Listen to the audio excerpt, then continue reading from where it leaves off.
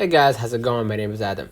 Today I'm going to show you how to turn off voicemail on iPhone. So first of all, what you need to do, you need to go ahead to your settings. And in your settings, what I'm going to do, I'm going to scroll a little bit down until you find phone.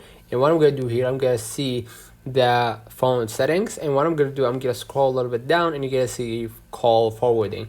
In the call forwarding, what you're going to do, you're going to just go ahead and toggle this one on and then click forward to, and then basically what you're gonna add a number so you can toggle the voicemail off, right? So what I'm gonna do, I'm gonna just type here, right, 004, right, and then again the same, the same square, right, and then just move along to the next step. And what you're gonna do, you're gonna see right here setting the activation, you're gonna see afterwards setting the activation succeeded, voice call forwarding all conditional calls, setting the activation succeeded, data call forwarding to all calls, and fax and SMS and sync data and all that. So basically now you forwarded this voicemail and all of your notification that you receive to that